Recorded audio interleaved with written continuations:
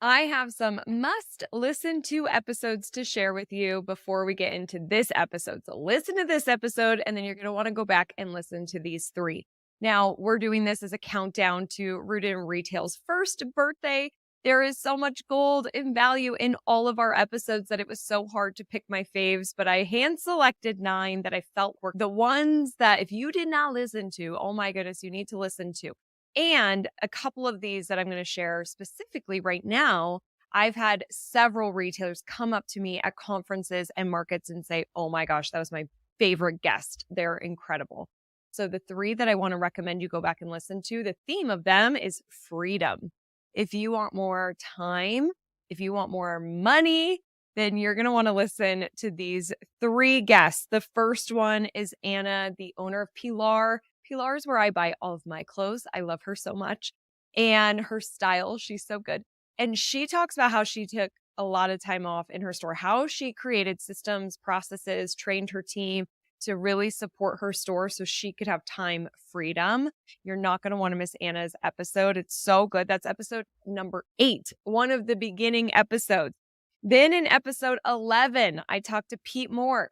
Pete's a friend of mine who has a couple of stores, shoe stores, but he's also a retail consultant and he helps retailers make more money, have more time. It's all about freedom. And that's exactly what we talk about in that episode. And specifically, several people have come up to me and raved about Pete. You're going to love him too. Make time for that episode. And then finally, episode 12. It's Matt Harris, another friend of mine. Matt is a jewelry designer. He's a pearl expert, a pearl historian, one of the most fascinating, interesting people I have ever met, I've ever talked to. He's got incredible stories. And in this episode, we are talking about sales strategies and making more money. And he also was somebody that people have come up to me or like, I love Matt Harris so much. Like, I feel like people have like business crushes on these guests, and I think that you will too. Matt Harris is also speaking at Evolve, my in-person conference in 2024. I can't wait to welcome him to the stage. He's such an incredible human being. All three of these guests are. So enjoy them, and let's dive into this episode. Welcome back to Rooted in Retail. In today's episode, it's just me. I'm here with you solo talking about marketing, mostly social media, but a couple things outside of that I think are really important for you to be using now. How you should be thinking about your social, how you should be thinking about your marketing. And one specific thing that I haven't been talking a lot about lately, but I think is very important and you're going to hear me talk a lot more about in the future. So let's dive into this episode.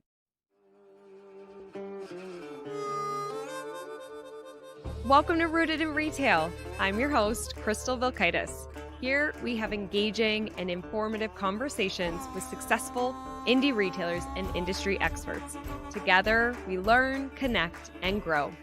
Don't miss our live after the show every Tuesday night in the Rooted in Retail Facebook group. All right, here's today's episode. The world is changing fast. If you listen to Rooted in Retail, you've heard me say this before.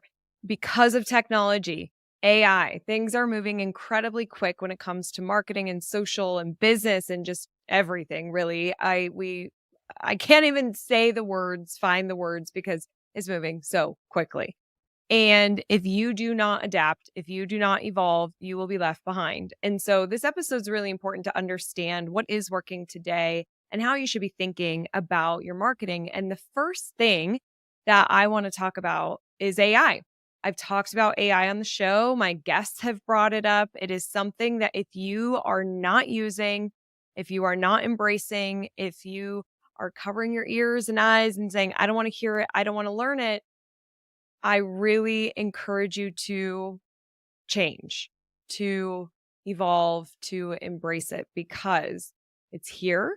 There's definitely a whole kind of negative side to AI that I'm not going to get to in this episode because we don't have certain regulations and there's a lot of unknowns and there's a lot of things that you can do with it that we just don't know. And some of those things I've actually addressed in a previous AI episode. So we'll link to that episode that I did about AI here. And so you can learn a little bit more there. I really am encouraging retailers to think about AI more on how it could help you.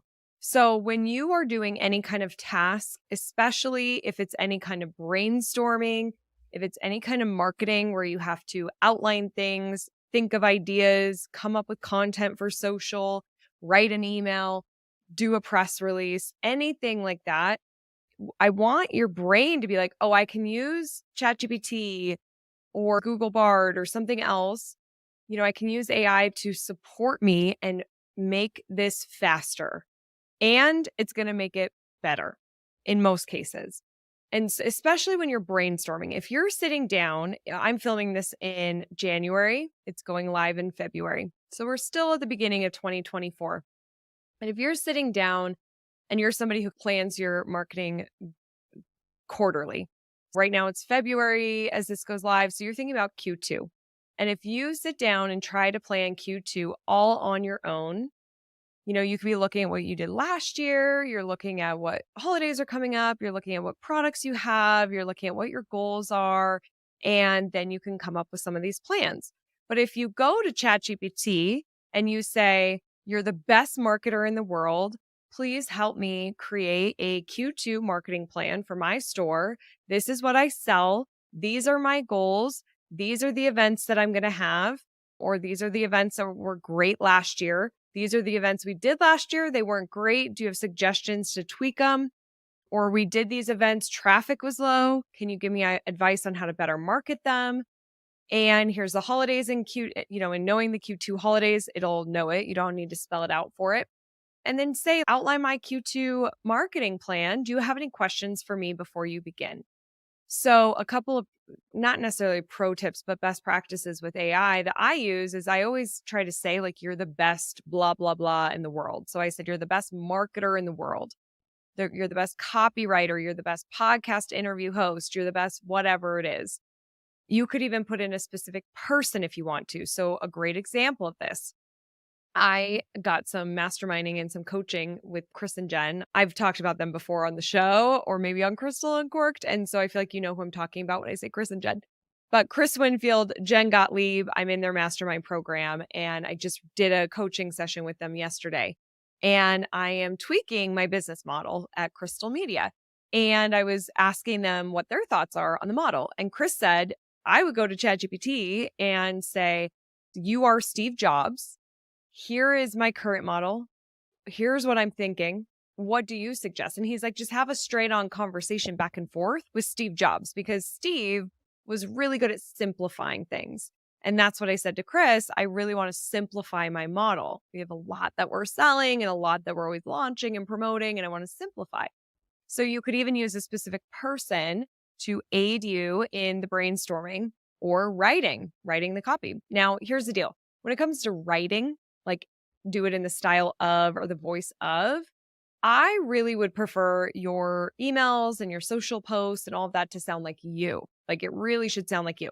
Now, maybe you're doing some sort of fun kind of thing on your social media and you want it to sound like a leprechaun because you're posting for St. Patty's Day, let's say. And so you're like, I'm having this sale for St. Patrick's Day. Write a poem about these products in the tone of a leprechaun. That's fun. That's engaging. That's a perfect example of something you could be doing in Q1 on how you're using ChatGPT to make your content more creative. So going back to have it help you plan Q2, what it will do is it's going to outline it all for you. You could be like, put it in a table for me, go further, give me more ideas. Boom, boom. It's going to give you so much. And I feel like often as small businesses, we don't do the planning for things, especially marketing, because we're so busy and the hardest part is getting started. Just brain dump as a prompt into ChatGPT. And that second pro tip or like best practice is always end it with, do you have any questions for me before you begin? I do that all the time because there's stuff that I forget that it just when AI has more information, it can give better answers. So you end it that way. And then it will give you all sorts of ideas. And then you can keep talking and keep going back and developing this plan. But the hardest part's getting started. This gets it started for you, saving you a ton of time. And I know a lot of retailers I work with, I hear that time word. I don't have time. Where's the time? I'm so busy. And I really want our retailers to be more in control of their time. And you have the power to do that. And it's never been easier. These tools make it so easy, but you have to use them. You have to leverage them. I just gave that example of the leprechaun for St. Patty's Day.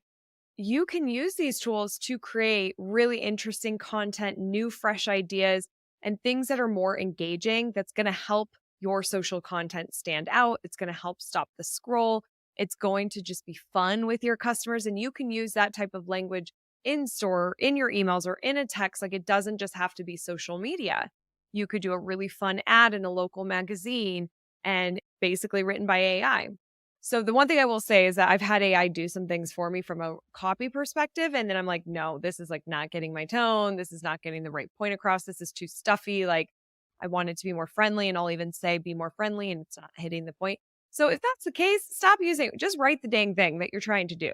You might spend actually too much time trying to have it write it perfect for you when you can just write that thing. And that's often your emails like sounding more like you and your social captions and things like that. But there's so much more to AI. There's a design aspect. There's data that we can get from AI. It's constantly evolving, and you will hear more about AI from us at Crystal Media. It's something that I have a natural interest in and will be teaching more about and will be teaching at our conference Evolve, which I hope to see you there. It's happening in end of April in Denver, Colorado. So AI is a big one of what you need to be embracing and using. The next thing I want to talk about is TikTok.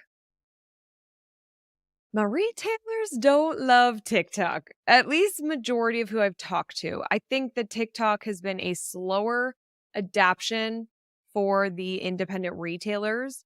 And I think that a lot of our retailers have missed so many opportunities. I've been talking about TikTok more heavily since 2020. So 4 years now.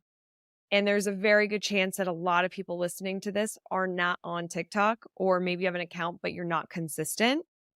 The power of the algorithm is insane. And I know that we get tired of the algorithm and learning algorithms, and we don't want to keep up with the algorithm. But I come from a place where TikTok is going to give you visibility because of the algorithm, because they have a For You channel, like feed. That's the only feed I pay attention to on TikTok. I don't go to the people I follow. I don't go to any of the other categories. I only do For You. And I let the algorithm deliver me the content. And if it gives me something that's not relevant to me, I can hide that. I don't need to see that. I can train the algorithm. We are the algorithm based off of our interests. And so there's a very good chance that people who use TikTok would buy your products. And if you're selling them right there on TikTok through a TikTok shop, you make it way more convenient for them. And TikTok shop is really investing money. You see a lot more content on the feed from shops. And some people love that. Some people hate it, but you're seeing more of it. So it shows you that TikTok's putting an emphasis on shops. They're giving organic reach to shops. Like you can get in front of new people for free. You can't do that really on any other social media platform, like with Facebook and Instagram Reels, but not really. Not to the level that we're seeing with TikTok, unless they change how they do things. When I'm recording right now, the place to get the most organic reach is TikTok. And I've talked about this before, I'm sure, but I definitely talk about it on stage, is that the local algorithm on TikTok is powerful. So I travel a lot because I'm a speaker. So I'll be where am I going next? I'm going to New York City in a couple of days. When I'm in New York City scrolling on TikTok, I am going to see things to do in New York City. I'm going to see the top restaurants. I'm going to see classes, like exercise classes, dance classes. I'm going to see beautiful like sunsets in New York City, like whatever's timely that's happening in New York City. I'm going to get that on my feed because I'm physically in New York City. It has a very strong location based algorithm. Simply by you posting content, and to help the algorithm, you could say your town or you could put your town or city in the caption. But people who are traveling in your city or town or live there are more likely to see your content simply by the algorithm on TikTok. You're not seeing that on other platforms. So I just think there's power. And then one thing that we're really seeing is going live on TikTok. we've been encouraging live streaming since 2015, I think, maybe even 2014 for a long time. Okay. Probably a decade because it works. It's engaging. It's something independents can do. Like big boxes aren't live streaming and we're not building the relationship with those big boxes. So you can build relationships and you can show products and you can have conversations and you could just do so much more when you're live streaming. TikTok will deliver the live stream to people's feeds as they're scrolling, giving you visibility to new audiences while you're going live. And so I see, especially with the TikTok, like they're trying to compete with Amazon with selling products. They're doing TikTok warehouses. As I'm filming this right now, you have to have 1,000 followers on TikTok to be able to have the ability for a shop. That can happen fast. Trust me. 1,000 Instagram followers feels like it takes forever. It can happen really fast on TikTok. It's just a whole different beast. So you have to have 1,000 and also you can't sell through certain brand names. And so if you sell those brand names, you can't have a TikTok shop. Again, terms could change. We'll see what happens, but just a little heads up there. Do your research, go check out what's available to you today. But even if you can't have a shop, you could still go live and you could have people, you could post in links to your website for them to go buy. So maybe the actual facilitation of the purchase isn't happening in the app because with a shop, it actually, you can have the product right there and then it's an orange icon and they click and then they're in the app and then they purchase within the app and it's so easy. They don't go anywhere else. But if you don't have TikTok shop, then you could have a link out to your site or tell people where to go on your site. You could have people call you to order it, to hold it, tell people to come in. But I think that we're going to see a lot more live views. I think you're going to get a lot more visibility. I think you're going to get access to new people on your lives if you're using TikTok Live. So, TikTok. I'm sticking strong to TikTok. I'm a big fan. People hate it. People love it. It's working. It's working. And that's where the attention is. And free attention. All right. You can get free attention. So you're a small business. You don't have a big box budget. TikTok's where your free action is going to happen. So leverage it. I have exciting news. In honor of Rooted in Retail's first birthday, we launched this show on March 5th of last year. And to celebrate, we are giving away 5 tickets to our in-person marketing conference called Evolve. So if you can come to Denver, Colorado, April 28th and 29th, and you want to go to Evolve, which who doesn't, then you can register to win. Go to crystalmediaco.com/win. You must register by February 29th, Leap Day. We will pick our 5 winners and announce those on March 1st. I hope to see you at Evolve and good luck and happy birthday to Rooted. Thanks for listening. It means the world. Now, my third thing is video. And video, this goes right in line with what I was just saying. Going live streaming is still working great. People love connecting. More of our retailers are starting to do things like podcasting. And so if you have the ability to do video based and put that on YouTube, short form video content, which is TikToks, but also Instagram Reels, Facebook Reels, doing stories that are video based, all that kind of video content is going to be strong. YouTube Shorts are strong. So all of this just depends on where your customer is spending their time. And of course, what you're able to get done. And this is where I really recommend having somebody on your team who's helping create some of this content. And they could be working with ChatGPT to come up with the plan. And they could just show you, hey, here's the plan. What do you think? Anything to add, get rid of? And then they go ahead, they film, they can edit, they can post, they can engage, they can respond. This is where it can just be much more helpful to have somebody on board with you. But if you don't have that yet, you can still do these things. You can still leverage and show up with your customers. And something I say all the time is that with social media, you get the opportunity to connect with your customers every single day, multiple times a day. You get that opportunity. It's not, I have to post to social media. I have to. It's so frustrating. I have to. Oh, I didn't do it. No, you get the opportunity. And that's pretty powerful to be able to talk to them, to show your face, to connect that way and build that relationship. And that's where going into my next tip of creating meaningful content, when you're using video and you're showing up consistently, creating meaningful content, that's where you're going to build the relationship. That's where you're going to stop the scroll. That's where you're going to sell products. So many retailers are like, look what we just got in. This is new. This is new. Look at this. Buy this. This is on sale. Or they'll just post pictures of merchandise. Your content needs to talk to the person who's watching it.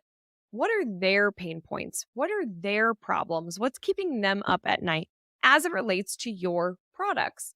And if you don't know, then ChatGPT will tell you. In fact, I created a custom GPT called the 30 Post Framework with Crystal Vilkaitis. And you can go in there and say, what are the top 5 pain points of my customers? This is the type of store I own. And it will list those out. And then you could say, thank you, because I always like to say thank you and please, because we never know what the robots are going to do. So you can say, thank you. Please give me content ideas that addresses each of those 5 pain points. And then I have trained this GPT to give you 6 different content types per pain point. And so it's going to give you a photo, it's going to give you a video, it's going to give you a quote or meme graphic, it's going to give you a live stream, it's going to give you a story, and it's going to give you a reel or TikTok. Ideas. Boom. Just that makes it easy. Now you can go and film those. This is more meaningful content because it's connected to the customer's problem and how you solve it versus, hey, this is for sale. So use that. The downside as I'm filming this is that custom GPT is only for paid users of ChatGPT, which is $20 a month. So you have to be paying in order to use my custom GPT. If you're paying, use it. I'll link to it in the show notes and you can go and get access to it. It's not any additional fee or anything. You can just use it there for you. So we want to be addressing pain points to create more meaningful content. We want to be telling stories. Tell stories about your products, the artist, if there's meaning behind it, if there's meaning to you. Tell stories of your customers, tell your stories, personal stories, even if you're willing to share. Tell stories of your staff. Storytelling is going to be very strong on social. It will stop the scroll. It gets people to get to know you. They're more likely to buy items when they hear the story and they hear the benefits of that attachment to the story and they learn about the items. And then the other way we're creating meaningful content is we're documenting. I want you to think about documenting your day as a store owner. Okay, so as you open the door and you turn on the lights and here's action, this is what I do every day. I want you to document when you get your shipment in and you're unboxing and you're getting it in for the first time. I want you to document working with an employee. I want you to document your favorite customer if they came in and said something funny, or documenting your day. You're running an errand, you picked your kid up. I know that there's so many people that are listening to this right now thinking nobody cares about my day. Nobody wants to hear that content. Nobody wants to see it. The thing is that they do. They hands down do. There's a classic example that I show in one of my presentations of a company called Candy Me Up. It's a candy store. And when COVID happened, she had to shut her doors like everybody else. So she turned to TikTok and started doing videos and people were placing orders. So she then started selling online. Her videos, people will place an order. They'll comment on her newest video, their order number. And then she randomly selects an order number and she'll do a video of her packaging up the candy. We got 1 grape soda, 1 pack of gummy worms, 1 pack. She's not even on camera. It's just, she's holding the camera and it's her hand taking the product and putting it in a box. Hundreds of thousands of people not only watch that content, they like the content, like they heart it. They enjoy watching that type of content. And she's getting millions of views on her content by packaging up people's orders of candy. So when you think nobody cares about what I'm doing in my day and nobody wants to see that, yeah, they do. You would be fascinated. A lot of people are very interested in that with the local algorithm. I could be watching it. And let's say you have a store in Fort Collins, Colorado. I'm like, oh, I know that store. Oh, I've actually never been inside. I get to know a little bit more about her, or she's showing me that she has dogs. And I'm like, I'm a dog person. I love dogs. Maybe she has a Frenchie. I'm like, okay, now I have to go in and meet this Frenchie. And now we have that commonality. The things that we think are so simple and basic, and some of us think it's so stupid, but it works, guys. If you just think about documenting, that does create more meaningful content. They get to know you, your products, storytell, talk about problems, document. That's going to be some of the big stuff that's working this year. The other thing that I hope to see more retailers do, independent retailers, is when people are DMing you or private messaging you, direct messaging on Instagram, private messaging on Facebook, that you actually send a voice or video note back to them. So if I was asking you a question about, oh, would that be good for toddlers? And you write back, yeah, here's something I would recommend, or no, because you could do a video instead and be like, great question. It's actually not great for toddlers. Here's why. And instead, I would do this. Who are you shopping for? Is this for you or for a gift? That level of service, if I had a retailer, two different retailers, one did a text back and one did a video back, I'm going to be way more impressed with the video one. And I feel I have to buy from her because she went above and beyond by sending me a video. There becomes this feeling of reciprocity. You gave me something, I want to give something back. And then also, who's doing that? Your competition's probably not doing that. Big boxes aren't doing that. So it's an opportunity for you to really stand out and offer great customer service and an experience with you through your DMs and your PMs on social. So more of that personalization and that connection. Take the time. It takes not even an extra minute to do the video instead of the type it. It might even be easier for you to do the video. And if you're like, I absolutely will not do video because I'm just so uncomfortable with video, then you could do an audio message. You could just do a voice note, and that's better than that written. And then also don't forget to follow up with some of those too, because you want to be like working your leads in the DMs. The other thing is that for this year, I think that retailers really need to focus on creating memorable experiences in your store, but you're capturing it and using that content for your social, for your email. But I talked a lot about memorable experiences on episode 49. It was an after the show I did about Kathy Cruz, her episode. So we'll link to 49. If you haven't listened to that yet, I give you a lot of different examples of experiences that you can create for your store. But this is where you could use ChatGPT. You can brainstorm with your team, but it's going to be all about experiences. So many of our guests on the show answer my resilient round question. What's the future of retail look like? By saying experiences. So make sure that you're leveraging them in store and make sure that you're documenting it and posting that content on social. The final thing that I just want to say that I haven't been saying a lot lately, really ever, but we'll be talking a lot more about is I've been teaching social media for over a decade. I go to all these different conferences and markets and I teach and I'm on podcasts and all sorts of stuff. And it's typically always about social media. Now, every single time that I have an audience, majority of them are not going to do the things that I'm teaching. I know that because I know social is so overwhelming. It's frustrating. We don't make time for it. That doesn't mean that people aren't taking action. I definitely have action takers who will email me or I'll see them at the next market and they're like, look what happened now. I'm not saying nobody takes action. People definitely do. But a majority, I would bet that majority of the audience doesn't. And I think part of that too is they're just not willing to change. And I can't do anything about that. Some people, they don't make the time for it. They feel overwhelmed by it. Here's my thing. Some people are just not going to use social media. I get that.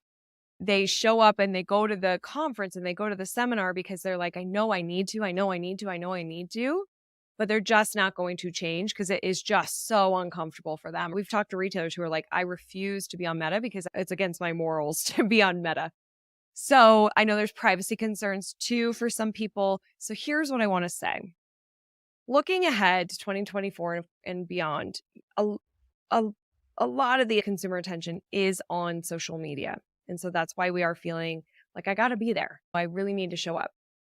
It is challenging. It can take time. You have to commit.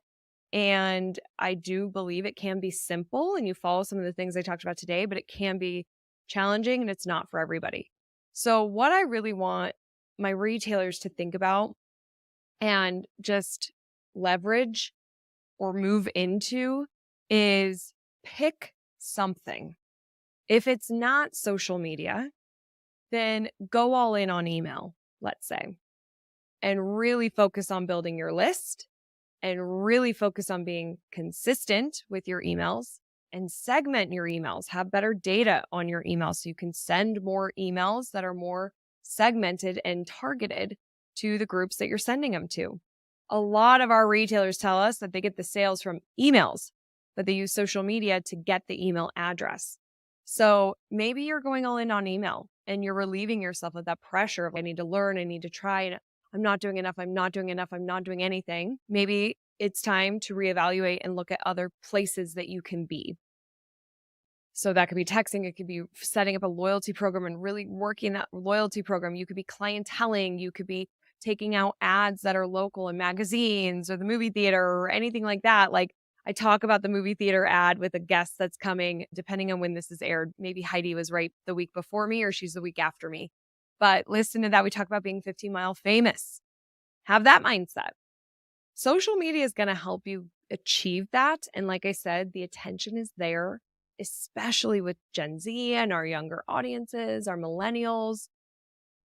But if it's not that, then please just pick something else and be committed. Be consistent. Like it is your job to market your store, to show up, to build the relationship, to have connections with your customers and potentially new customers.